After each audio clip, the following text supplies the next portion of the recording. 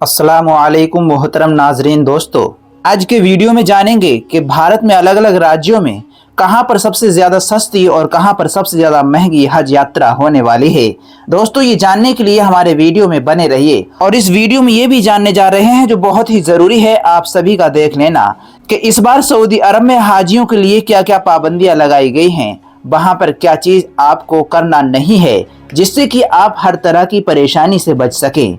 तो दोस्तों, आइए इससे पहले मिलकर दुआ कर लेते हैं। अल्लाह रब्बुल इज़्ज़त हमें और आपको खाना काबा की हाज़िरी नसीब फरमाए, हम सबको खाना काबा का हाजी बनाए और हुज़ूर सल्लल्लाहु अलैहि वसल्लम के रोज़े का दीदार कराए। कमेंट सेक्शन में आमीन ज़रूर लिखें और दोस्तों, पता नहीं किसकी आमीन पर अल्लाह हमारी इस दुआ को कबूल कर ले।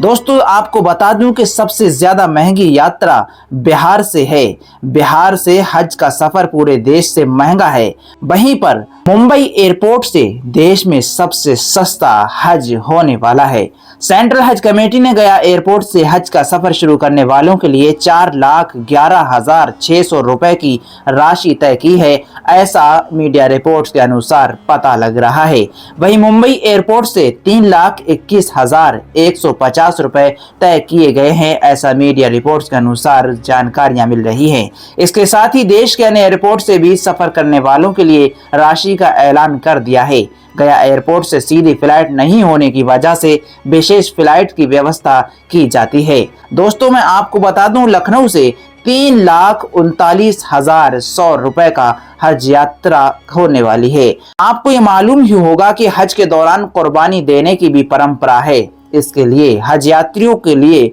करीब 15,180 रुपए खर्च करने होंगे। हज यात्रियों को छूट दी गई है कि वे या तो खुद ही कुर्बानी करें या हज कमेटी के पास इस राशि को जमा कर सकते हैं। दोस्तों, आप इन जानकारियों को जानकर दूसरों तक शेयर जरूर करें जिससे कि सभी जानकारियां जान सकें। दोस्तों, आपको ये ध्यान रखना होगा कि सऊदी अरब में हज के दौरान आपको किसी भी तरीके का प्रचार प्रसार या कोई भी बैनर या कोई भी झंडा नहीं फहराना है और वहां पर फर्श पे पड़ी हुई किसी भी चीज को आपको नहीं उठाना है और वहां पर किसी भी कर्मचारी से किसी भी तरीके की जिद्दोजहद या हुज्जत वगैरह नहीं करनी है।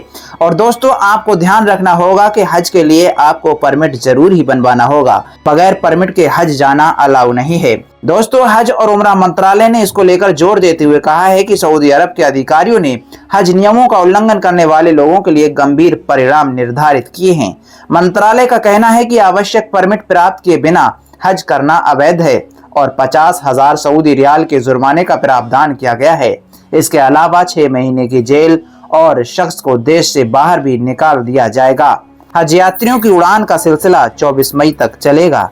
प्रदेश से हज के लिए करीब 18,100 यात्रियों को लखनऊ के चौधरी चरण सिंह एयरपोर्ट और दिल्ली एयरपोर्ट से सऊदी अरब रवाना किया जाना है। राजधानी से रवाना होने वाले हज यात्रियों के लिए राज्य हज कमेटी सरोजनी नगर स्थित हज हाउस में व्यवस्था कर रही है। राज्य हज कमेटी के सचिव SP तिवारी ने बताया है कि 7 मई से यात्रियों का हज हाउस में आना शुरू हो जाएगा। हज यात्रियों को ठहरने की व्यवस्था हज हाउस में रहेगी। बैठक में जिलाधिकारी ने संबंधित विभागों को बीते सालों से बेहतर व्यवस्थाएं करने के निर्देश दिए हैं, तो इस बार बीते सालों से बेहतर व्यवस्थाएं रहेंगी। दोस्तों, आपको ये जानकर खुशी हुई होगी। कमेंट सेक्शन में सुभान अल्लाह जरूर लिखें। हज में वाजिब क्या क्या है, आइए जान लेते हैं। हज में वाजिब है मीकात से एहराम बांधना, यानी मीकात से बगैर एहराम बांधे आगे ना गुजरना, और अगर मीकात से पहले ही एहराम बांध लिया जाए तो जायज़ है। सफ़ा और मरवा के दरमियान दौड़ना, इसी को सही कहते हैं और ये हज में वाजिब है। सही को सफ़ा से शुरू करना, ये भी हज करने में वाजिब है। वाजिब का मतलब भी दोस्तों फ़र्ज़ के ही तरह होता है, यानी कि वाजिब यदि आपने छोड़ दिया तो आपका हज नहीं होगा। नंबर 4 पर है, अगर अज़र ना हो तो पैदल सही करना, यानी कि आपको सही करने में कोई दिक्कत ना हो तो आप पैदल ही सही करें। नंबर 5 पर है, दिन में मैदान अरफात के अंदर वकूफ़ क्या है, तो इतनी देर तक वकूफ़ करें कि आफताब गुरूब हो जाए। वाह, आफताब ढलते ही शुरू किया था या बाद में गर्ज गुरूब आफताब तक वकूफ़ में मशगूल रहे, और अगर रात में मैदान अरफात के अंदर वकूफ़ किया है तो इसके लिए किसी ख़ास हद तक वकूफ़ करना वाजिब नहीं। तो दोस्तों, आपको मैं बता दूं कि ये 40 दिन की यात्रा होती है, जिसमें 10 दिन मदीने शरीफ में रहते हैं और 30 दिन मक्के में हाज़िर गुजारते हैं। हज तैयारियां के संबंध में बीते दिनों मुंबई में बैठक हुई थी, जिसमें केंद्र सरकार और प्रदेश सरकार के अधिकारी शामिल हुए थे। भारतीय हाजियों के लिए सऊदी अरब में पूरी व्यवस्था की गई है। यहाँ भी यूपी सरकार के अल्पसंख्यक मंत्री की निगरानी में सभी व्यवस्थाएं की जा रही हैं। सरकार ने ये सुनिश्चित किया है कि सऊदी अरब में हज यात्रियों को किसी भी प्रकार की असुविधा नहीं होगी। हज यात्रा के लिए अभी तक बिना महरम के उत्तर प्रदेश से 142 महिलाओं ने आवेदन किया है।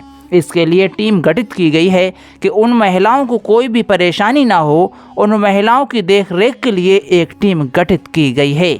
पिछले साल की तरह इस साल भी हाजियों के लिए कोविड टीकाकरण की रिपोर्ट आवश्यक है। जिन हाजियों ने कोविड टीकाकरण की रिपोर्ट नहीं लगवाई है तो उनको लगवाना ज़रूर पड़ेगी। दोस्तों, हज यात्रा में आपको ये बातें ध्यान रखना है कि आपको किसी भी तरह की कोई भी प्रचार सामग्री का कोई भी प्रदर्शन नहीं करना है।